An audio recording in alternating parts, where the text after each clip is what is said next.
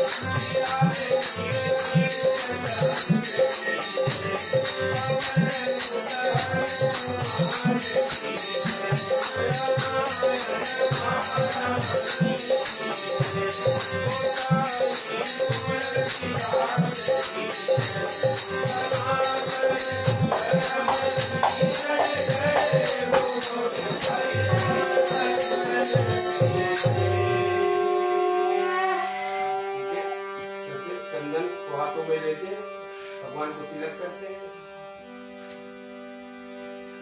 हरि ओम श्री सीता लक्ष्मण भरत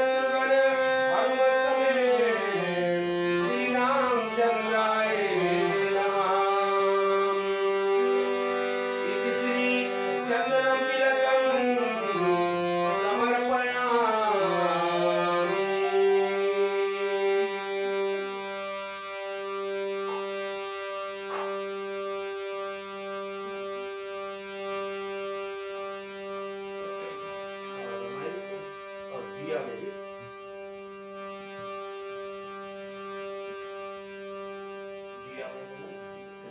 इधर देखो, ठीक है। माला माला है, माला को हाथों में लेते भगवान से प्रार्थना करते कि पिता शक्ति पुष्प बुटोरे और चुनकर माला बनाए, प्रभु आप इसे स्वीकार करें। हरि ओम श्री सीता लक्ष्मण भरत शत्रुघ्न हनुमत समेत श्री रामचंद्राय नमः। इति श्री पुष्पमाला समर्पयामि। अगरबत्ती का धूप भैया तिलक कर लो आप लोग।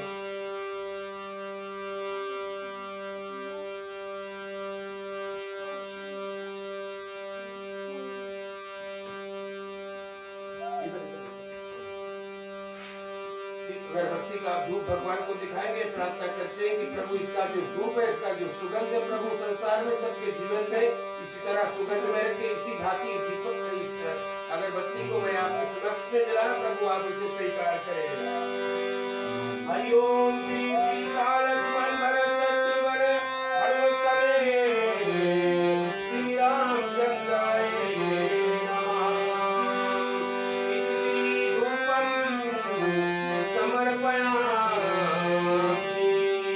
एक फूल को हाथ में लेंगे और भगवान को दीपक दिखाएंगे, दिया जो जल रहा है, और प्रार्थना करते हैं कि प्रभु इसका जो ज्योत जैसे जल रहा है संसार में सबके जीवन में इसी तरह ज्योत में जला रखना, प्रकाश में रखना प्रभु। और इसी भांति इस दीपक को मैं आपके समक्ष में जलाऊं, प्रभु आप इसे स्वीकार करें। हरि ओम श्री सीता लक्ष्मण भरत शत्रुघ्न हनुमत समेत श्री रामचंद्राय नमः। इति श्री दीपं समर्पयामि। कंदमूल फल मेवा मिष्टान लेते, पंचामृत भी लेते हैं, साथ में कटोरी में फूल रख लेते भैया, जल से आचमन करेंगे। श्री गंगा जल आचमनीयं समर्पयामि। कंदमूल फल मेवा मिष्टान हाथ में लेते भगवान से प्रार्थना करते हैं कि प्रभु इस कंदमूल फल मेवा मिष्टान को प्रभु आप इसको भोग लगाते हैं। प्रभु अगर हमारे पास तो दृष्टि नहीं प्रभु आपको देखने के लिए, प्रभु ऐसी कृपा करें और हमारी भक्त जन जो यहाँ पर बैठे हैं और सब पर ऐसी कृपा करें और इस कंदमूल फल मेवा मिष्टान को भोग लगाए, ताकि हम बैठे हुए भक्त जन इसको प्रसाद के रूप में ग्रहण करें। केवल प्रसाद प्रभु आपके चरण में मिलते, ऐसी कृपा करें। हरि ओम श्री सीता लक्ष्मण भरत शत्रुघ्न हनुमत समेत श्री रामचंद्राय नमः। इति श्री कंदमूल फल मेवा मिष्टान्नं समर्पयामि। एक जल कटोरी रखो, एक जल पंचामृत जो है 3 बार चम्मच से होगा, 1 बार उठाओ चरण में छुआ, फिर वही कटोरी नीचे नीचे। हरे राम राम राम हरे हरे, हरे कृष्णा कृष्णा कृष्णा हरे हरे, हरे राम राम राम हरे हरे, हरे कृष्णा कृष्णा कृष्णा हरे हरे। रख देते हैं अब प्रसाद,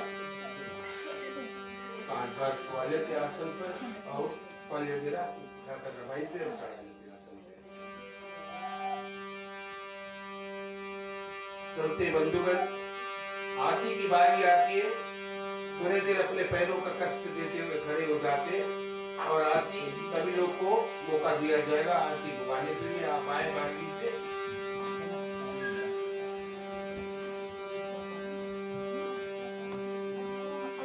आरती पे खाली जला लो भैया और हाथ में रख के जलाए, पानी है भैया।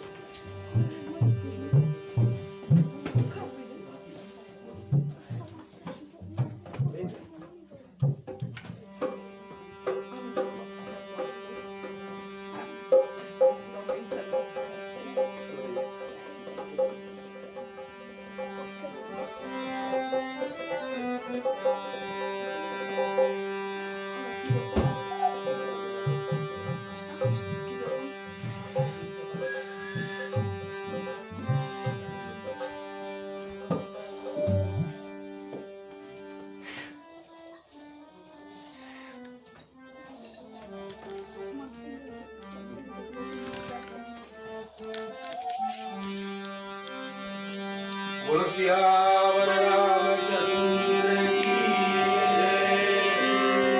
करो मिलके सकल नर नारी रामायण मानी आरती। मैया हम सब तुम्हारी आरती। करो मिलके सकल नर नारी रामायण मानी आरती। मैया हम सब तुम्हारी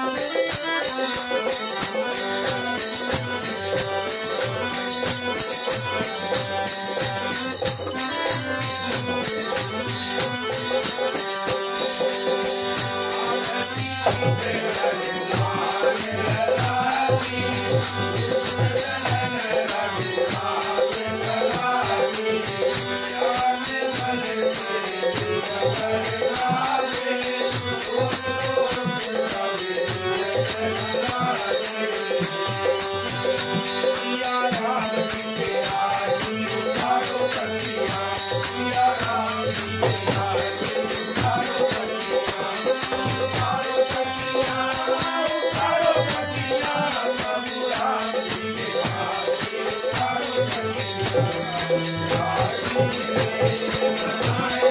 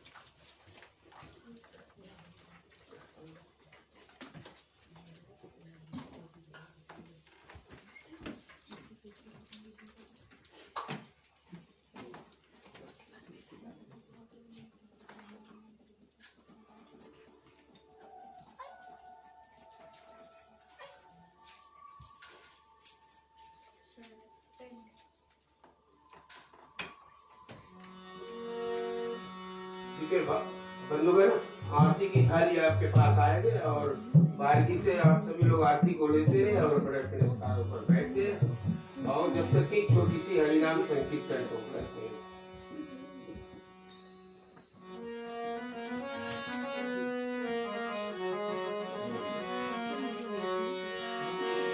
हरि भजन बिना दुख शांति नहीं, हरि भजन बिना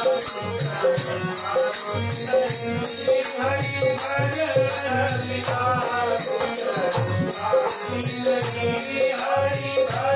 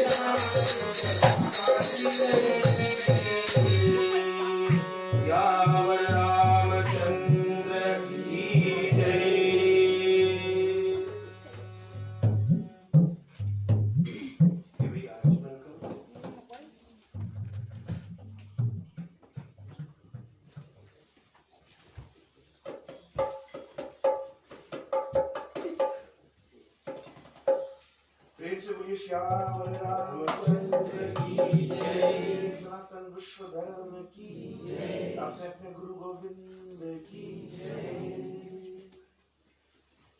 आदरणीय उपस्थित देवियों सज्जनों, गृह मालिक एवं उनके परिवारजन, हमारे पूज्य मामा जी और मामी जी और इनके कुल परिवारजन, हमारे मंडली के प्रधान जी भाई श्री और हमारे मंडली के ऑडिटर भी यहाँ पर प्रस्तुत हैं, आपका अभिवादन करते हैं। एक बहुत ही जाने माने सज्जन हमारे जिला के कैंटरबरी मेलोडी मर्कज के हमारे भाई मेलोडी जी और साथ साथ में उनके साथ एक और कलाकार जो लो प्रोफाइल रखते हैं लेकिन हमसे बहुत ऊंचे कलाकार हैं, बहुत बहुत कलाओं को रखते हैं और ऊपर वाला की कृपा होगी तो धीरे धीरे हम लोग भी उनके कला को पूजा पाठ में भी देखेंगे। साथ साथ में हमारे मंडली के जो ट्रस्टी हमारे पूज्य गुरु जी, उनकी धर्मपत्नी हमारे आंटी जी, आपका भी हम स्वागत करते हैं तथा समस्त परिवारजनों को भी हम स्वागत करते हैं मामा जी और मामी जी के घर पर। वधुओं, एक ओर से तो खेद है कि इस वर्ष का रामनवमी हम लोग किसी एक जगह पर स्थापना नहीं कर पाए, इसके लिए खेद है, दुख है। लेकिन एक बात धर्मशास्त्रों में कहा गया है कि हर एक बुराई में अच्छाई को ढूंढो। मानते हो कि नहीं इस बात? इस वर्ष राम जी का घर मिला है ना, राम मंदिर का निर्माण हुआ। पूरे संसार में, पूरे दुनिया में सभी लोगों ने इसका धूम मचाया, क्योंकि हमारा विश्वास था कि राम जी को जब उनका घर मिला है तो ना केवल वो अपने घर पर रहेंगे, हमारे सभी के घर पर रहेंगे। तो इस हेतु, इस विश्वास के साथ में हम लोग इस वर्ष का रामनवमी हर एक के घर पर मनाएंगे। तो एक रकम से एक बहुत बढ़िया बात है, बहुत उचित बात है। इस कथा के माध्यम से केनीमीजिस के फेसबुक के पेज पर ये कथा का लाइव प्रसारण हो रहा है। वहां पर भी लोग जुड़ रहे हैं, उनका हम स्वागत करते हैं, अभिवादन करते हैं, उनको हृदय से धन्यवाद देते हैं। हर एक पर्व में आकर के हमको अपना सहयोग देते हैं। एक बार फिर से उनका सहयोग मिल रहा है, उनके लिए हम उनको भी धन्यवाद देते हैं।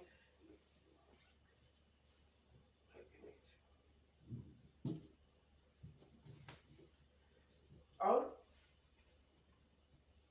जब किसी जगह पर हम स्थापना करते हैं तो कथा का नियम बतलाया जाता है, क्योंकि स्थापना नहीं हो रहा, फिर भी थोड़ी सी नियम हो रहा रखेंगे, क्योंकि 9 दिवस तक इस कथा का को हमको पालन करना है। तो हाथ जोड़ करके विनती करते हैं, केवल 9 दिन तक किसी एक दूसरे से झूठ ना बोले, अहंकार ना करे, क्रोध ना हो, गुस्सा ना करे, किसी से द्वेष ना करे, जलन भाव ना करे, और केवल राम जी में विश्वास रखें और दूसरे में नहीं। केवल देखो, कथा का लाइव प्रसारण हो रहा है, साउंड सिस्टम ऑन है। यदि कोई अगर फोन यूज करेगा तो इंटरसेप्ट होगा। तो मैं क्या कह रहा था कि विश्वास केवल मर्यादा पुरुषोत्तम भगवान श्री राम जी में रखें। हर एक दिन राम जी के विषय में हम लोग सुनेंगे कि राम जी कौन है, क्या है, क्योंकि हम जितना जानते हैं वो बहुत कम है। हम जितना जानते हैं प्रिय बंधुगण, वो कुछ भी नहीं है, लेकिन जानने की प्रयास करेंगे कि राम जी कौन है। उनका पूजा करने से, उनके शरण में जाने से हमारा क्या लाभ होता है। कहने के तात्पर्य पहला एग्जाम्पल को देते हुए अपनी कथा को हम आरंभ करेंगे, लेकिन उससे पूर्व आज से कथा आरंभ हो रहा है। चले एक गणेश जी का कीर्तन, फिर शिव जी का छोटी सी भजन, और फिर हम अपनी कथा को आरंभ करेंगे।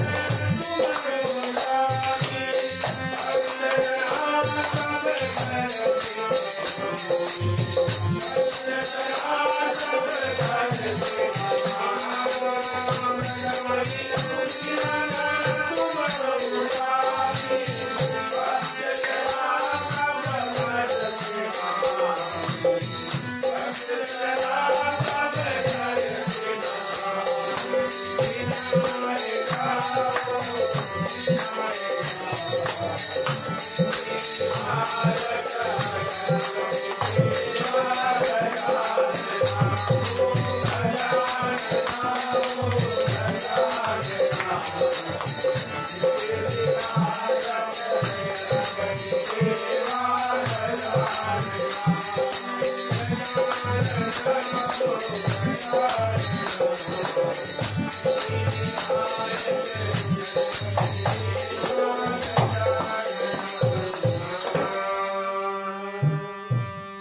से मुझे श्याम रामचंद्र की जय, गणेश जी महाराज की जय, रामायण महारानी की जय। तो प्रिय बंधुगण, जैसे मैंने कहा कि राम जी को जानने की कोशिश करेंगे, प्रयास करेंगे, परिश्रम करेंगे, मेहनत करेंगे, और इसके लिए हम और आपको कथा में आना पड़ेगा। राम जी किस पर दया करते हैं, इसको जानना बहुत जरूरी है। एक बार क्या हुआ, जब सेतु बांधने का समय आया तो नल और नील को वरदान था कि पत्थर पर यदि राम नाम लिख करके समुद्र में छोड़ेंगे तो पत्थर तैरेगा। तो जो सेतु बांधने की क्रिया थी, नल और नील द्वारा एक काम संपन्न किया गया। सेतु बांधना शुरू हुआ। सेतु का मतलब पुल। रामघाट से, साउथ इंडिया से श्रीलंका तक एक पत्थर का पुल बांधने की क्रिया प्रारंभ हुई। तो राक्षसों को यह बात पता चला कि वानर लोग ये काम कर रहे हैं, और ये बात जब उनको पता चला तो अचंभित हो गए, क्योंकि राक्षस लोग तो उड़ सकते थे, लेकिन वे लोग पत्थर को समुद्र में तैरा नहीं सकते थे। तो जब उनको ये बात पता चला, जाकर के रावण को बताया कि वानर लोग इस प्रकार पुल बना करके और लंका में धावा बोलने के लिए आ रहे हैं, और सभी राक्षस चिंतित है इसके लिए। तो रावण ने सुना कि पत्थर में राम नाम लिख करके पुल बांध करके आ रहे हैं लंका की ओर। तो रावण ने भी बोला कि क्या केवल वही लोग ये काम को कर सकते हैं? मैं भी राजा हूं, लंकापति राजा हूं, मैं भी इस कार्य को कर सकता हूं। तो दो चार राक्षसों को लेकर के और एक पत्थर लिया, पत्थर में रावण लिख करके समुद्र में डाला। रावण ने एक पत्थर लिया, उसमें रावण लिख करके उस पत्थर को समुद्र में डाला। आश्चर्य की बात यह है कि पत्थर पर रावण लिखा था, फिर भी पत्थर तैरा समुद्र में, पानी में फ्लोट हो गए। अब ये तो उससे भी बड़ा आश्चर्य हुआ। मर्यादा पुरुषोत्तम भगवान श्री राम का नाम जिस पत्थर पे लिखा हुआ वो पत्थर तैर रहा है, इधर राक्षस का नाम एक पत्थर पे लिखा और वो तैर रहा है। तो जब सभी लंका के राक्षसों ने जाना कि रावण के पास भी यह शक्ति है, तो सभी कोई बहुत प्रसन्न हो गए, और रावण भी अति प्रसन्न हो गया कि मैंने जो ट्राई किया कामयाब हो गया। तो रावण गए अपने घर पर, रात्रि हुई, अपने पत्नी के साथ में कमरे में सोने के लिए गए। तो उनकी पत्नी मंदोदरी, उनको भी ये बात पता चला कि रावण ने पत्थर पर रावण लिखा और वो पत्थर तैरा पानी में। तो मंदोदरी ने कहा रावण से कि ये नाथ, आप में तो वो शक्ति है नहीं कि आप इस कार्य को कर सकते हो। मैं जानती हूं कि आपसे एक काम हो नहीं सकता। एक बात सच सच बताओ कि आपने इसको कैसे किया? क्या राज है कि आपने पत्थर पर रावण लिखा और वो पत्थर तैरा? नल और नील को तो वरदान है कि जिस पत्थर पर लिखेगा राम, वो पत्थर पानी में तैरेगा, लेकिन आप जीवन में कभी अच्छा कर्म तो किया नहीं। आप में कैसा शक्ति था कि आपने रावण लिखा और पत्थर तैरा? तो रावण ने बोला, हे प्रिय, मैं तुमको सच बताऊंगा कि मैंने एक पत्थर लिया, उस पे अपना नाम लिखा और पानी में गया, जल की ओर गया। वो पत्थर अपने हाथ में लेकर समुद्र में डालने से पहले मैंने पत्थर से ये बात कहा कि हे पत्थर, तुमको राम जी का सौगंध है कि तुमको आज तैरना पड़ेगा। और फिर उस पत्थर को जल में डाला, क्योंकि उस पत्थर में जिस पर रावण लिखा है उसको राम का सौगंध रावण ने दिया। वो पत्थर पानी में तैर गया। कहने का तात्पर्य क्या है कि राम जी रावण पर भी कृपा कर रहे हैं। राम इतने दयालु है कि अपने वैरियों पर कृपा करते हैं, जो राम से विमुख होते हैं, जो राम को नहीं मानते हैं, उन पर भी कृपा करते हैं। तो हम और आप तो आज यहाँ पर राम के लिए ही आए हैं, हमारे ऊपर क्यों ना कृपा करेंगे। और ये कृपा करने के लिए हमको 9 दिन का मौका है, थोड़ा सा नहीं, 1-2 दिन नहीं, 9 डेज का मौका है। इस मौके से फायदा उठाए, सभी कोई कथा में आए और हरि नाम संकीर्तन से इस कथा का पाठ हम लोग करेंगे।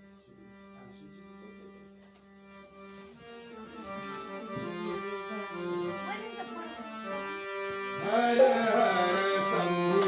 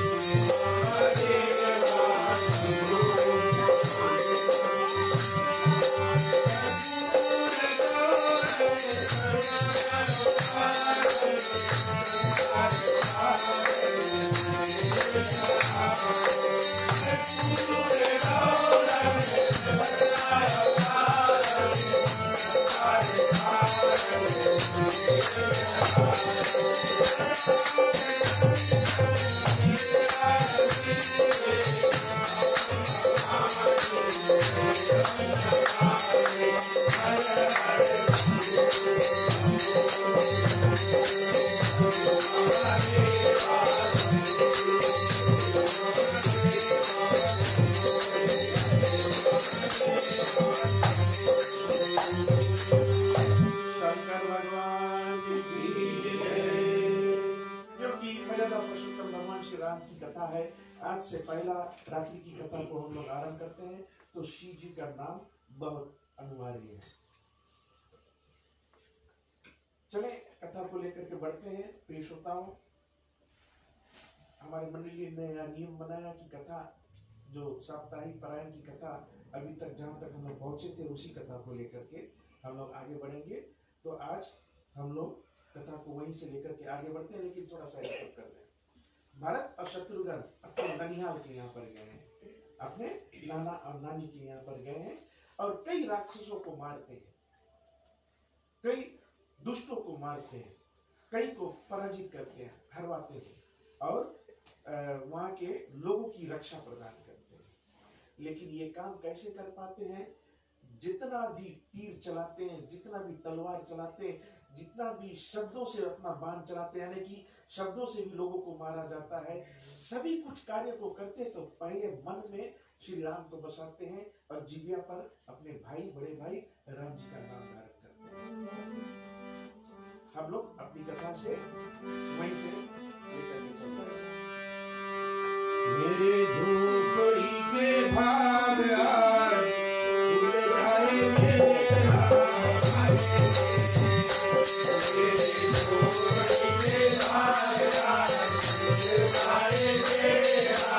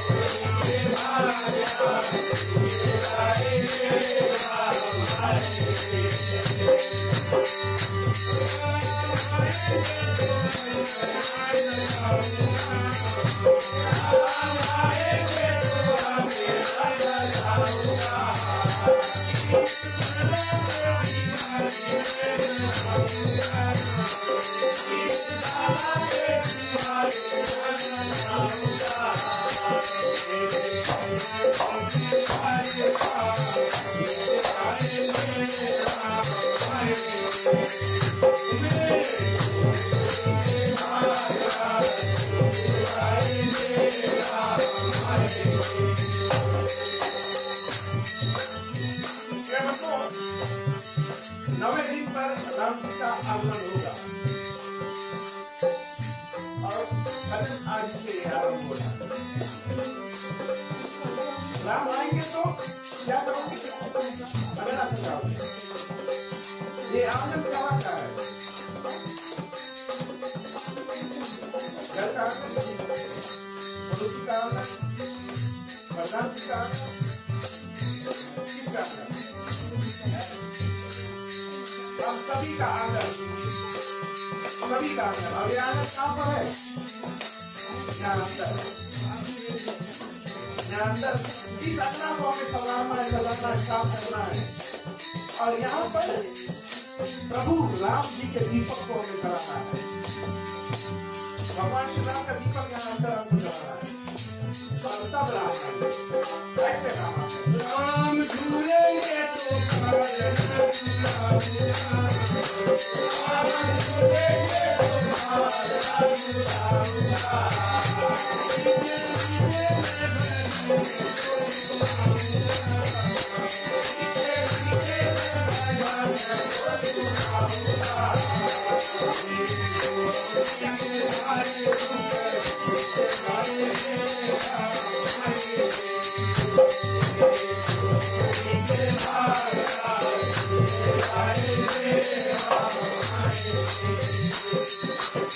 पालना, पालना कहाँ से बोलेंगे?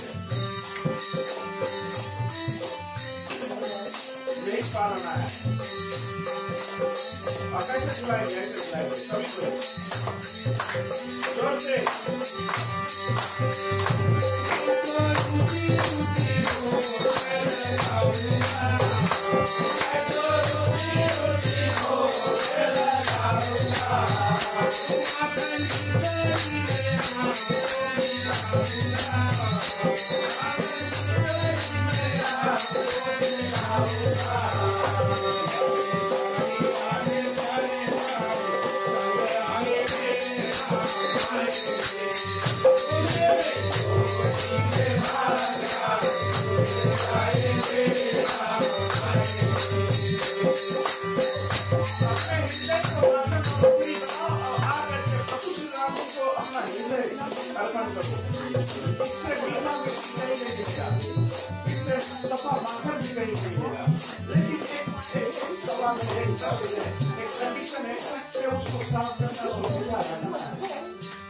और परमात्मा उसको अवश्य स्वीकार करके ये मैं गारंटी के साथ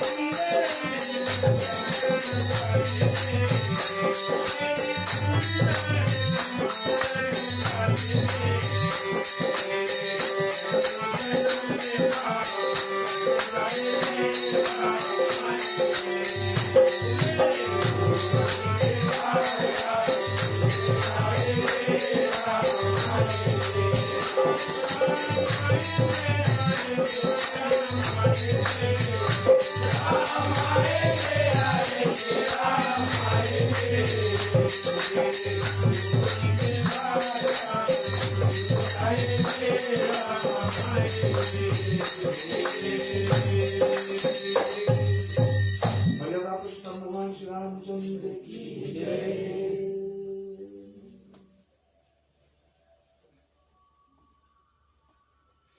भरत और शत्रुघ्न अपने ननिहाल के यहाँ पर भगवान श्री राम जी का नाम लेकर के कई राक्षसों को संहारते हैं और फिर कथा लौट करके अयोध्या आती है। इधर अयोध्या की कथा आती है। तो अयोध्या की कथा में यहाँ से पहले माता कैकेयी की कथा है। माता कैकेयी के पूर्व जन्म की कथा है। तो माता कैकेयी पर थोड़ा विवरण करते हैं। माता कैकेयी पूर्व जन्म में एक ब्राह्मण की पत्नी थी, लेकिन अपने पति की सेवा कभी नहीं किया। पति हमेशा आम बोलता, ये इमली बोलती, यानी कि पति के बिल्कुल विपरीत काम करती। पति ब्राह्मण है, पत्नी का काम क्या है? यदि पति धार्मिक काम करे, पूजा पाठ करे, तो एक पत्नी का धर्म बन जाता है कि वो आ करके अपने पति को धर्म के कार्य में और लगाए। बस इसीलिए पत्नी को धर्म पत्नी कहा जाता है। धर्म के पिता कौन है? बनाया हुआ पिताजी। किसी को हम लोग पिताजी मानते हैं तो उसको, वो तुम्हारा सगा पिता नहीं है, लेकिन उसको धर्म पिता बोलते हैं, क्योंकि धर्म के कारण उससे हम लोगों ने जुड़ा है। धर्म के भाई, किसी को भाई नहीं था हमारे पास, किसी को भाई बना दिया तो धर्म का भाई हो गया, धर्म की बहन हो गई। सगा नहीं है, बनावटी है। लेकिन एक पत्नी को धर्म पत्नी बोलते हैं, लेकिन वो सगी होती है। पत्नी का इतना बड़ा दर्जा हमारे धर्म और शास्त्रों में दिया गया है। लेकिन इस ब्राह्मण की पत्नी बिल्कुल विपरीत काम करती, उल्टा पुल्टा काम करती। धर्म के कार्य में तो कभी हाथ ही नहीं बटाती। तो इसके कारण उसको श्राप दिया गया और वो राक्षसी रूप बना दी। और एक बार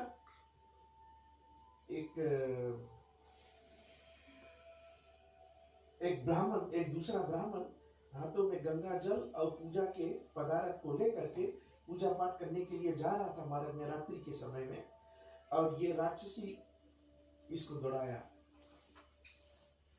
ये ब्राह्मण खड़ा हुआ, थोड़ा सा कांपा, हिचकिचाया, और क्योंकि इसके हाथों में गंगा जल था, बूंदे ली और इस राक्षसी पर छींटा मार दिया। और जैसे ही गंगा जल इन पर छींटा गया तो ये एक स्त्री का रूप ले लिया और अपने विवरण दिया, अपने बारे में बताया कि वो ऐसा रूप क्यों उनको मिला। तो उस ब्राह्मण से अपना पूरा वृत्तांत बताया और अपने शरीर को त्यागा, वहां से स्वर्ग चली गई। दूसरे जन्म में राजा दशरथ की पत्नी बनी, जिसका नाम केकई हुआ। यहाँ पर एक छोटी सी कथा, बहुत पहले की बात हम कहते हैं। राम जी जब बहुत छोटे थे, खेलते खेलते एक दिन माँ केकई के कक्ष में गए, माँ केकई के रूम में गए राम जी। केकई का सबसे फेवरेट बेटा, सबसे प्रिय बेटा राम जी थे। केकई का पुत्र तो भरत है, लेकिन सबसे फेवरेट, सबसे प्रिय बच्चा राम जी था। तो राम जी खेलने के लिए पहले केकई के पास जाते, फिर अन्य माताओं के पास जाते।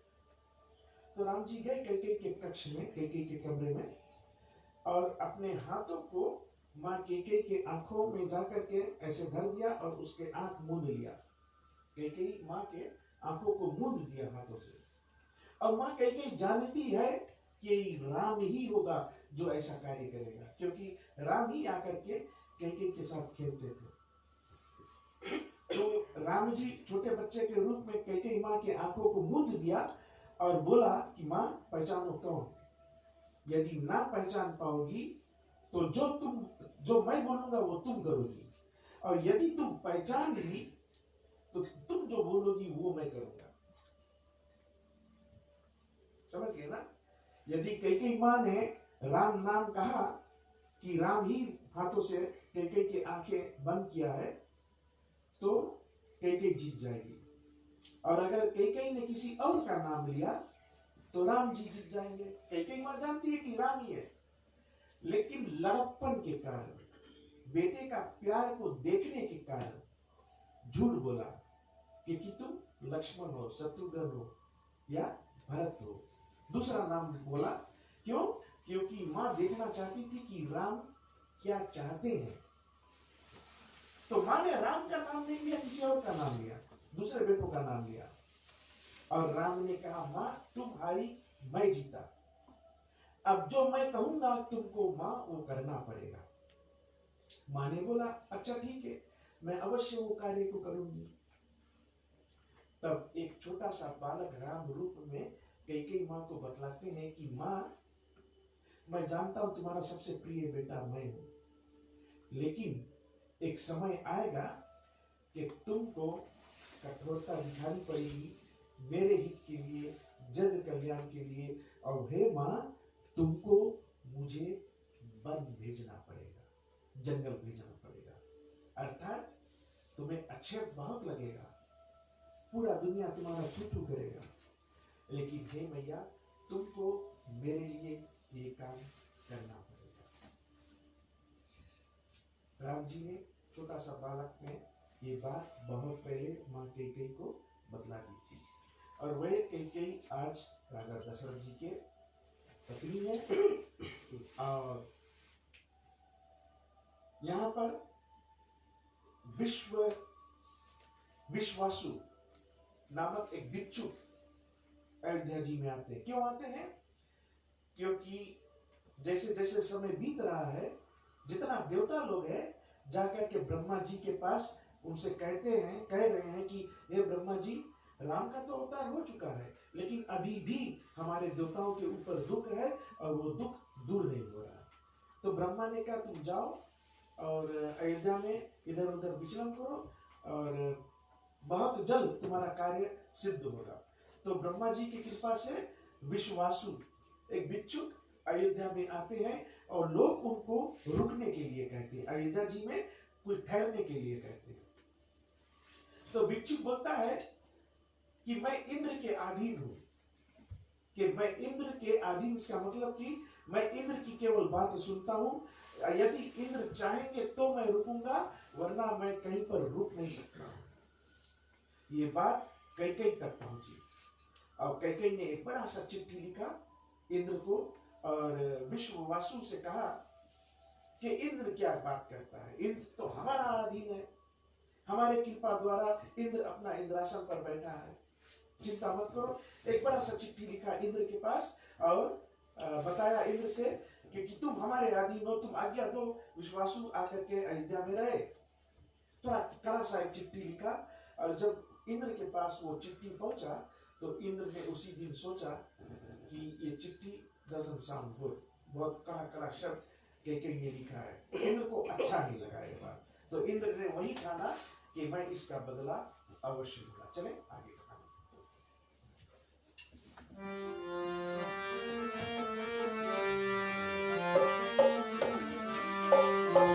जय रामायण के शरण ले मेरे चंचल मन, रामायण के शरण ले मेरे चंचल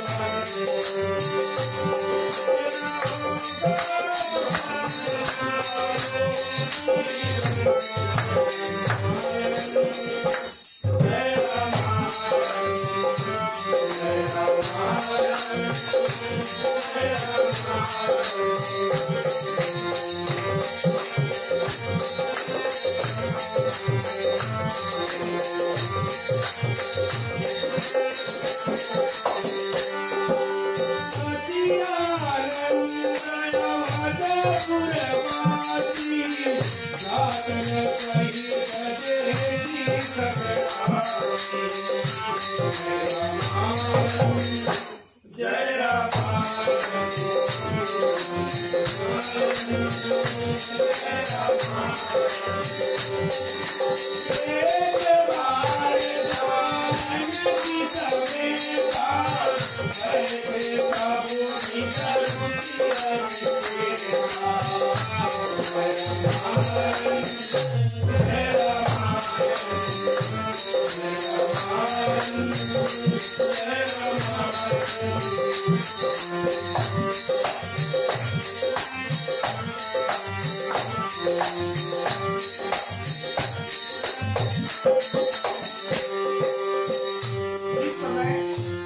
सीता मैया का विवाह हुआ था।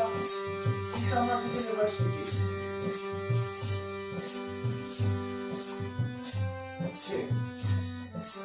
6 वर्ष की थी। आज कथा में सीता मैया 18 वर्ष की हो चुकी है, यानी विवाह 12 साल पहले हुआ था, अब जाकर के 12 साल बीत गया है। तो 6 वर्ष की थी, उसमें 12 वर्ष, 18 वर्ष की हो गई। और रघुनाथ जी का अवस्था 27 वर्ष का है आज के समय में। और अयोध्या वासी भाइयों सहित जितने अयोध्या के वासी लोग हैं, प्रजा लोग हैं, सभी ये चारों भाई को देखते हैं और अति प्रसन्न हो जाते हैं। केवल एक तक ताकते हैं, निहारते हैं, उनके भुजाओं को देखते हैं, उनके रूप को देखते हैं, उनके वस्त्र को देखते हैं, उनके कपड़े को देखते हैं और देख करके नित्य दिन मगन होते हैं। हर एक दिन देखते हैं और हर एक दिन खुशी हो जाते हैं। कुछ लोगों को हम लोग 1, 2, 3, 4 बार देखेंगे, उसके बाद उनका फेस हम लोग देखना नहीं चाहेंगे ना। लेकिन यहाँ पर चारों भाइयों को अयोध्या वासी रोज देखते हैं और यही सोचते हैं कि हम लोग इनको, इन भाइयों को हर एक दिन देखते हैं। सीता मैया भी इतनी सुंदर है कि वहां की स्त्रियां भी लज्जा जाती है। तो एक दिन की बात है, चारों भाई बैठे थे और भगवान श्री राम माँ सीता के साथ में बैठे थे। क्या होता है आगे कथा में।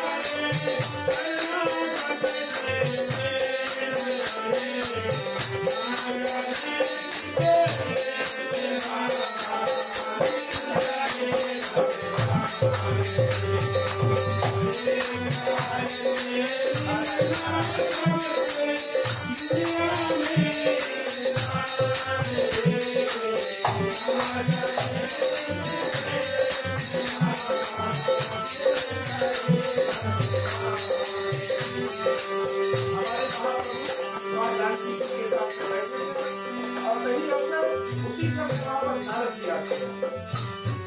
नारद जी आते थे देवताओं के हित के लिए। नारद जी को ब्रह्मा जी ने भेजा यहाँ पर। ब्रह्मा जी ने कहा था देवताओं से कि तुम जाओ, विचलित करो, इधर उधर रहो और तुम्हारे कल्याण बहुत जल्द होगा। तो आज ब्रह्मा जी ने नारद जी को भेजा। नारद जी क्या करते हैं? नारद जी जिसका तेज पुत्र है, इतना तेज दृष्टि है उनका, हाथों में एक हाथ में दर्पण, दूसरी हाथ में वीणा। और क्या करते हैं? नारद का नाम क्या है? सुने नारद का नाम क्या है?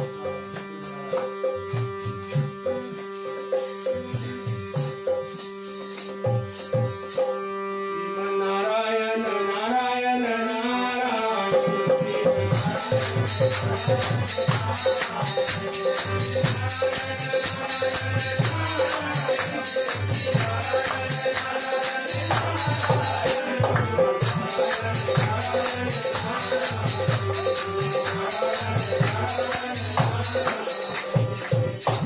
तो इस प्रकार नारद जी नारायण नारायण करते हुए वहां पर पहुंचते हैं। नारद जी का नाम नारद है। उसका मतलब क्या है? नारद यानी कि नारद जी जो कहेंगे उसको कोई रद्द नहीं कर सकता। ना रद्द, मिटा नहीं सकते कोई, ना उसको ट्विन कर सकते, ना उसको रवा से मिटा सकते और ना वो झूठा बन सकता है। नारद जी जो कुछ भी कहेंगे वो हो करके ही रहेगा। इसके लिए उनको नारद कहते हैं। हम और आप नारद को क्या उपमा देते हैं? कोई इधर उधर की बात करें हम लोग कहते हैं वहां नारद मुनि जाते है ना। ये काम हम लोग करते हैं, ये मनुष्य का प्रभाव है। इससे करने से हम लोग बच नहीं सकते। लेकिन जितना बार हम लोग ये काम करते हैं उतना बार पाप की गठरी हम लोग अपने सिर पर लाद रहे हैं। वो दोष लगता है हमको। यदि कोई कानाफूसी करता है हम लोग उसको नारद से तुलना करते हैं। जैसे कोई ज्यादा चुलबुला लोग होते हैं ना, ज्यादा करके लड़कियों के बीच में रहते हैं, तो लोग उसको कन्हैया कहने लगते हैं। वो तो इस पाप से भी बड़ा बोझा है, विश्वास करना। वो तो बहुत बड़ा पाप लगता है यदि उसको तुम शाम से, कृष्ण से, हमारे महाप्रभु से तुलना करते हो। ये धर्म शास्त्रों में कहा गया है। तो नारायण नारायण करते हुए नारद जी वहां पहुंच गए। नारद जी जहां जाते हैं कोई कारण के लिए ही जाते हैं, बिना कारण कोई काज नहीं होता है। ये बात जान करके रहे कि नारद जी जहां कहीं भी जाते हैं कुछ ना कुछ अवश्य अच्छा पकेगा वहां।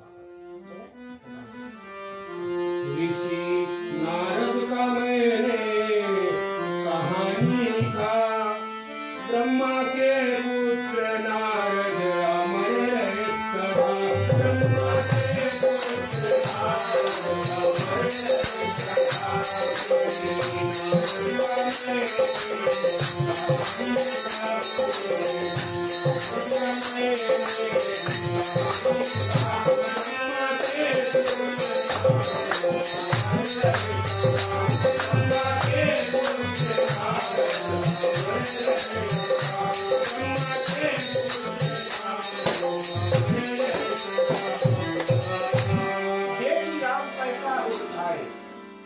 जैसे ही नारद मुनि का आगमन हुआ, राम जी जो राजकुमार है अयोध्या के, नेक्स्ट टू किंग है, नारद जी का आगमन जैसे हुआ, राम जी उठ करके भागे नारद जी के स्वागत के लिए और करत दंडवत मुनि उरलाए।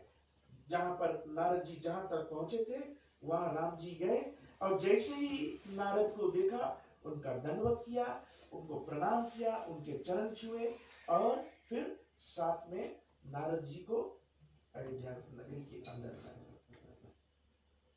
इसका एक मतलब है, जो राम ने किया वो हम और आपको एक सूचना दे रहे हैं।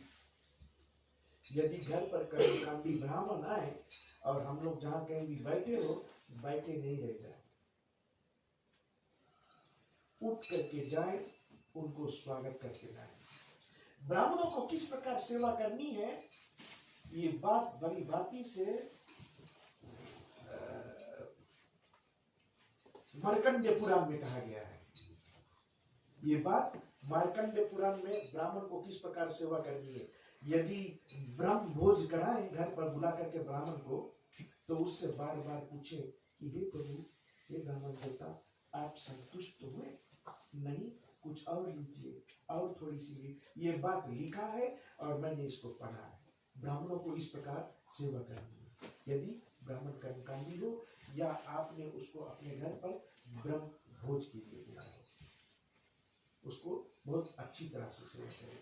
ये सूचना राम जी भी हमको बतला रहे हैं। राम जी स्वयं उठ करके गए। ये तो जगतपति है, संसार के स्वामी है, स्वयं नारायण है। इसको क्या जरूरी है जाकर के नारद जी को लिखा है? क्योंकि मुनियों में श्रेष्ठ नारद जी आए हैं, ब्राह्मण है नारद। जब द्वार पर आए, राम जी गए, दंडवत किया, प्रणाम किया और उसको फिर साथ लेकर के आए और सादर निज आसन बैठा है। एक सुंदर सा आसन जो राम जी का था, वो आसन राम जी का था। राम जी जहां नित्य दिन बैठते थे, ये लिखा है, मैं पढ़ सकता हूं, उस पर नारद जी को बैठा है। हम लोग डाइनिंग टेबल पे होते हैं ना, तो जो आगे रखा हुआ चेयर होता है, हेड ऑफ द फैमिली रहता है, केवल वही बैठेगा। मेहमान भी आ गए, पहले जाकर के खुद के वहीं बैठ जाओ ताकि दूसरे को मौका ना लगे। क्यों? क्योंकि हम लोग चेयर को ज्यादा उपमा देते हैं, आने वाले को नहीं। भगवान राम जी ने स्वयं अपना आसन नारद जी को दिया। सादर निज, निज का मतलब अपना आसन बैठारे और जनक सुता तब चरण पखारे। बोलना नहीं पड़ा पत्नी को, जानकी जी को बताना नहीं पड़ा कि हे सीता आओ और इनका चरण दो।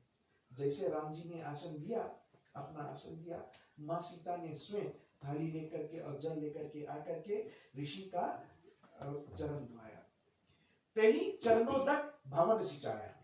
अब क्या करते हैं, जिस जल से थाली में उनका चरण को धोए, सर्वप्रथम उस जल से पूरे आंगन को सींचा, आंगन में जल छिड़का और उसके बाद उस जल को घर के अंदर छीटा। और फिर क्या होता है, आप विश्वास नहीं करेंगे, पहले पढ़ो। हम सरी के देह अभिमानी, सुनी मुनि विषय विरत जे प्राणी, हम सारी के देह अभिमानी। उसी चरण के जल से घर को सिंचाया, जगत पवित्र करने वाले, जो जगत को, पूरे जगत, पूरे भूमंडल को पवित्र करता है। नारायण आज राम जी के रूप में बैठे हैं और क्या करते हैं, जो जल पवित्र करने वाले राम जी ने सिर पर चढ़ाया। उस जल को, जो जल से नारद जी के पैरों को धोआ गया था, उस जल से, उस जल को राम जी ने अपने सिर पर चढ़ाया, क्योंकि राम जी तो पूरे भूमंडल को पवित्र करते हैं। लेकिन आज देखो, एक मुनि के धोए हुए जल से वो अपने सिर पर उस जल को चढ़ाते। ये है हमारे राम, जिसको हम जानना चाहते हैं। मैंने अपने कथा आरंभ करने से पहले मैंने कहा था कि हम लोग राम जी को जानने की कोशिश करेंगे। ये हमारे राम जी। और फिर आगे क्या होता है कि तिन कहा सतसंगति जब होई, करहि कृपा जापर प्रभु सोई। कहते हैं राम जी नारद जी से कि दर्शन उसी को मिलता है जिस पर प्रभु की कृपा होती है। जब आज जैसे हम लोग यहाँ पर कथा में बैठे हैं ना, ये हमारे ऊपर विशेष कृपा हुई भगवान की, तभी तो हम यहाँ पर आज कथा में आए हैं। भगवान की कृपा ना हुई होती, उनका आशीर्वाद ना होता, हम लोग इधर उधर घूम रहे होते, कोई और काम कर रहे होते, कहीं अंधे बैठे होते या कहीं अंधे चित्र देख रहे होते, टीवी इत्यादि देख रहे होते। प्रभु श्री राम की कृपा हुई हमारे ऊपर, आज हम यहाँ आए। राम जी इसी बात को नारद जी से कहते हैं कि आपने अपना दर्शन हमको दिया, यानी कि इसका मतलब भगवान की कृपा हमारे ऊपर है। और ये बात नारद जी को बतलाते हैं, बहुत सारे बातों से नारद जी को सम्मान देते हैं। आगे कथा में अंतिम चौपाई में सुनते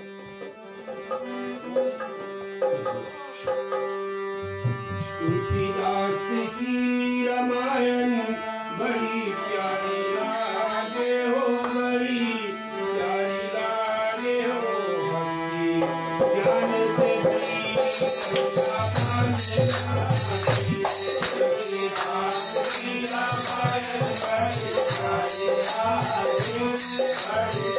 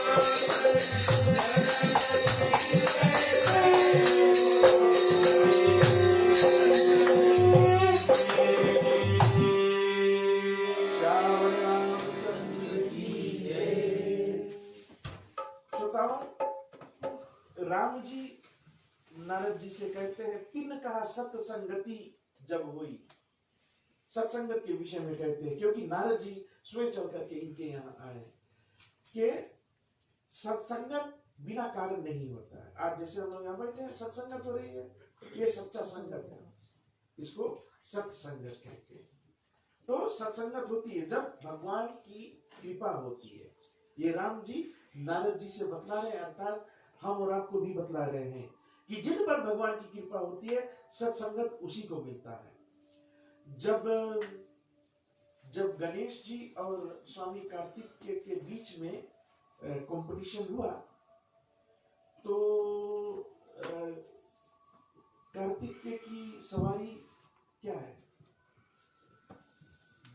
मोर। तो कार्तिक जी मोर पर बैठ करके पहले उड़ गए और गणेश जी की सवारी चूहा। आस्ते आस्ते जा रहा है क्योंकि चूहा छोटा, गणेश मोटा। तो हरि की कृपा से नारद जी उसी रास्ते से आ रहे थे। स्वामी कार्तिक ने देखा नारद जी को आते हुए तो बोला अभी इससे राम जुआरी करेंगे, बड़का सत्संग, बड़का कथा सुनाएगा, अभी तो कंपटीशन हो रहा है, अब उसको जीतना है। वो चले गए और गणेश जी ठुमक ठुमक कर चूहा पर बैठे हुए आस्ते आस्ते जा रहे थे। नारद जी को देखा, सोचा मैं तो पहले से हार रहा हूँ, मेरा स्पीड तो बहुत आस्ते है, अब जितना नहीं जितना भगवान के हाथ में, चलो थोड़ी सी साधु को देख करके, ऋषि को देख करके थोड़ा सत्संगत कर ले। तो गए नारद जी से बातचीत हुई। अब नारद जी ने ही उपाय दिया कि तुम जाओ अपने माता पिता की परिक्रमा कर लो, वही संसार का भ्रमण है। तो देखो संत के आगमन से गणेश जी उनसे मिले, उनको फायदा हुआ, इसी को सत्संगत कहते हैं। और ये तब होता है जब भगवान की कृपा होती है। आज हम लोग इस कथा को सुन रहे हैं यहाँ पर बैठ करके, भगवान की कृपा है तभी तो हम लोग यहाँ पर बैठे हुए हैं। तो ये बात राम जी नारद जी से बतला रहे हैं। और जब नारद जी को ये बात बतलाया गया तो नारद जी इस बात को सुन करके तो उसको इतना अच्छा लगा, इतना मधुर लगा, इतना मीठा लगा कि इस बात को सुन करके अति प्रसन्न हुए। और यहाँ से आगे की कथा हम लोग यहीं पर स्थगित करते हैं। कल रात्रि में इस कथा को लेकर के हम लोग आगे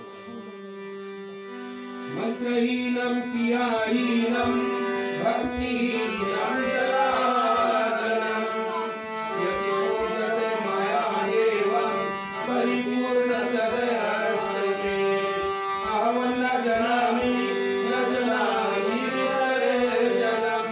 पूजाचो न जानामि समवस्तु परमेश्वरं।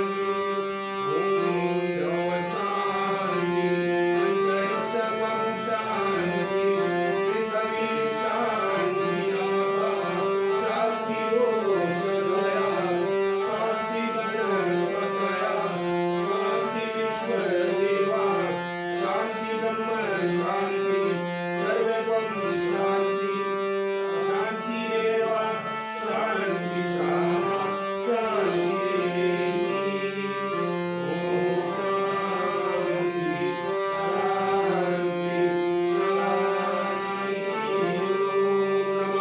पार्वती पते हर हर महादेव। जय जय श्री राधे, जय जय श्री राधे, जय जय श्री राधे। वृंदावन बिहारी लाल की जय।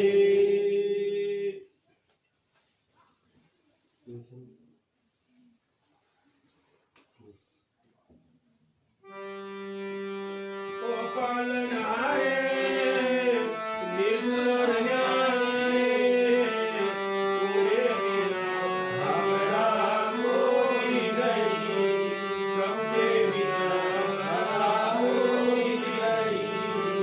हमारी उलझन सुलझाओ भगवान, हमारी उलझन सुलझाओ भगवान। तुझे बिना हमरा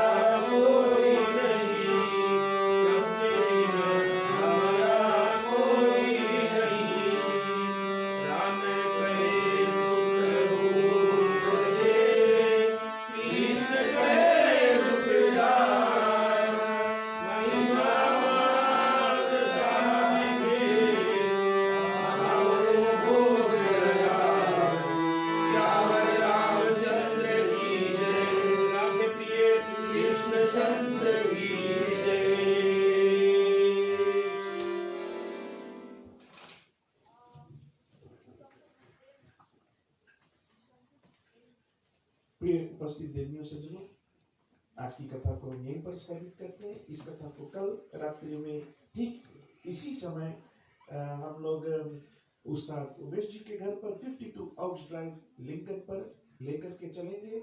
यदि एड्रेस ना मालूम है तो हमारा वाटा ग्रुप में और फेसबुक पर भी एड्रेस दिया गया है, और यदि फिर भी ना मिल सके तो आप लोग हम लोगों के किसी को भी संपर्क कर सकते हैं। कल रात्रि में कथा इसी तरह से इसी समय 52 आउट्स ड्राइव पर हमारे उस्ताद उमेश जी के घर पर चलेगी, और कृपया हाथ जोड़ करके विनती करते हैं आप वहां पर पधारें। और जैसे कि आज राम जी अंतिम कथा के अंतिम चरण पर कहते हैं, सत्य संगत ही सच्चा संगत है। भगवान की कृपा होती है तब हमको ऐसा अवसर मिलता है। तो अभी विशेष कृपा है हमारे और आपके ऊपर, कल रात्रि में प्रवेश करें और इस कथा को पान करें। कैरी विजिट्स के फेसबुक पेज के माध्यम से जितने भी लोग जुड़े थे उनको हार्दिक हार्दिक धन्यवाद देते हैं। उनको भी हम लोग रामनवमी की शुभकामनाएं प्रस्तुत करते हैं। जितने जन समुदाय आज यहाँ पर उपस्थित हुए थे अपने समय को निकाल करके आने के लिए, इसको अनेकों अनेकों धन्यवाद। ग्राम मालिक, उनके परिवार और मंडलीगण, प्रधान जी और अन्य सदस्य की ओर से आपको दे रहे हैं। एक काम अवश्य करें कि अपने परिवार में अपने मित्रों को, अपने दोस्तों को, अपने भाइयों बहनों को, अपने जानकारियों को निमंत्रण दें ताकि ज्यादा से ज्यादा लोग इस वर्ष के रामनवमी में उपस्थित होकर के इसका लाभ उठाएं। अंत में मंच की ओर से यदि कहने सुनाने में, कथा प्रचार करने में, मंत्र उच्चारण करने में या कीर्तन भजन में किसी भी प्रकार से हमसे त्रुटियां हुआ हो, हमको नादान जान करके हमको क्षमा करें और अपना आशीर्वाद हम सभी पर प्रदान करें। सभी को मंच की ओर से जय श्री राम, राधे राधे। आप लोग राम जय करो, ऐसे थोड़ा साइड में आप इसे पीछे दिखाना, उधर भी